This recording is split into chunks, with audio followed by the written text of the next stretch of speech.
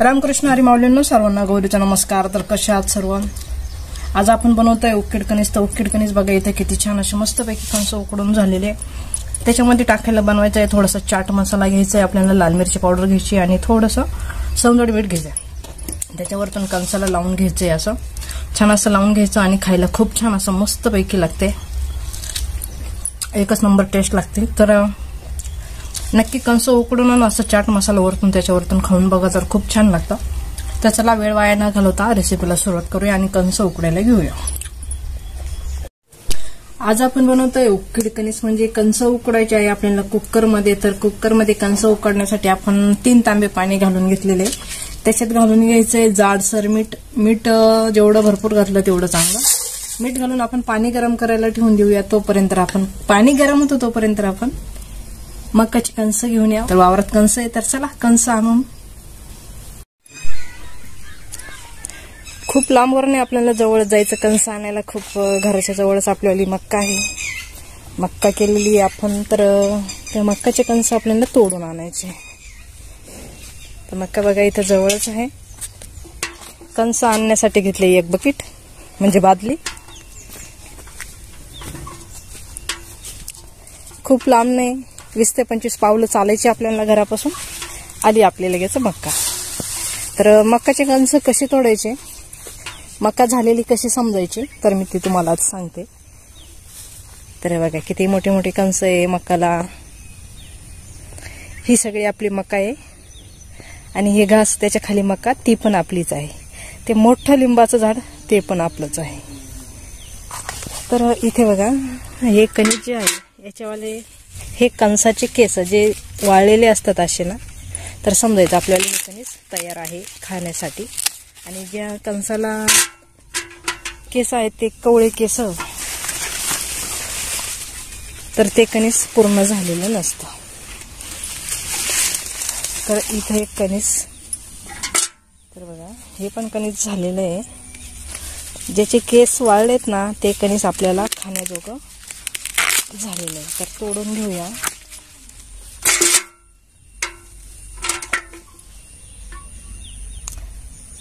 आपली मका बघा किती छान असे मस्त पैकी, पण ह्यावेळेस मका पातळ झाली, खूप दाट नाही आहे, खूप पातळ झालेली मका आहे। पाऊस पण येतो। तर बघा इथे बघा किती छान असे मस्त पैकी कणस आहेत, तोडून घ्यायचे।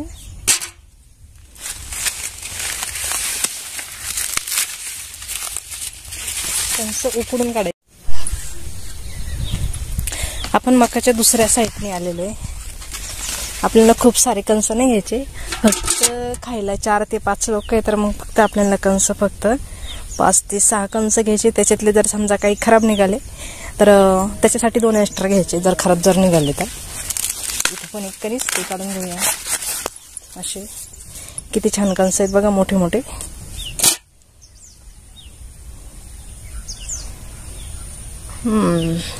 एकच नंबर कणस आहेत। कणस आल्यापासून चाललंय घरातल्यांचं, मकाचे कणस उकडायचे कधी, मकाचे कणस उकडायचे कधी। तर आज योग आलाय, तर तुम्हाला पण दाखवते कसे उकडायचे आणि कसे खायचे ते।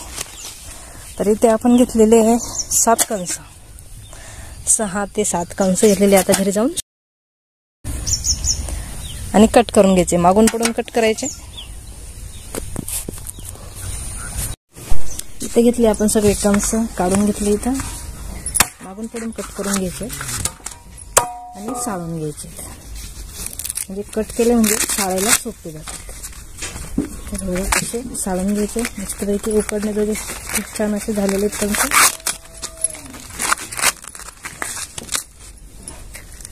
याचे केस जे आहे ते काढून घ्यायचे, असे पाठीमागून छान असं कट नाही झालं, कट करून घ्यायचं। आणि आता आपण याच्यावाले 2 तुकडे करून घ्यायचे आहेत। उकडवण्यासाठी कुकरमध्ये बसले पाहिजे म्हणून आपल्याला याचे 2 तुकडे करून घ्यायचे। पूर्ण केस काढून घ्यायचे याच्यावाले मकाचे। कणीस उकडलेलं खूप छान लागतं खायला।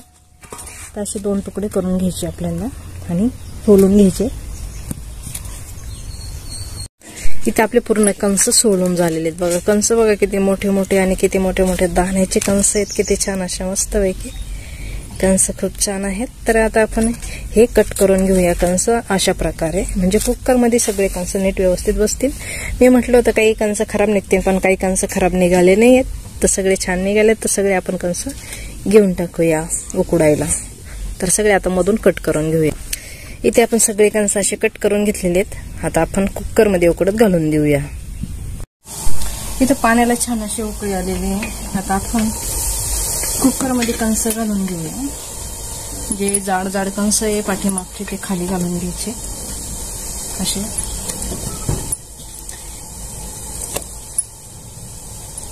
म्हणजे बुडखाचे जे कंस आहेत बुडवून घ्यायचे, आधी घालून घ्यायचे, म्हणजे मग नंतर वरती कवळे कवळे कंस, त्याला जास्त काही वेळ लागत नाही उकडायला. सगळे कंस इथं घालून द्यायचे. आता कुकर बंद करून घ्यायचा अर्ध्या तासासाठी. अर्ध्या तासानंतर बघूया. एक शिट्टी घ्यायची, एक शिट्टी झाल्यानंतर गॅस बंद करायचा. कुकरची ते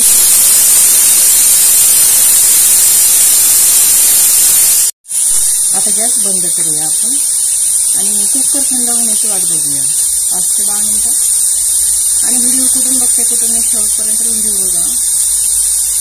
तुम्हाला उकडेल कंस आवडतात की नाही आवडतात तेही मला कमेंटमध्ये कळवा. पण तुमच्याकडे कसे कंस उकडवते आणि तुम्ही कसं खातात तेही मला सांगा. तर आपण अजून नुसते कंस उकडायचेच नाही, त्याला आपण अजून मसाला भरणार आहोत. तर त्याच्यासाठी व्हिडिओ शेवटपर्यंत बघा.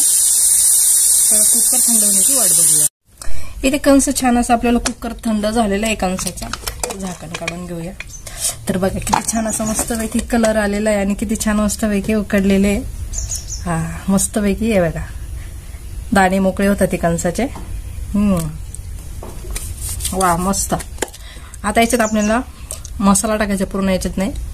एक एक कणीस काढून घ्यायचं, त्याला मसाला लावून घ्यायचा. जसं जसं खाणार तुम्ही तसं तसं त्याला मसाला लावून घ्यायचा.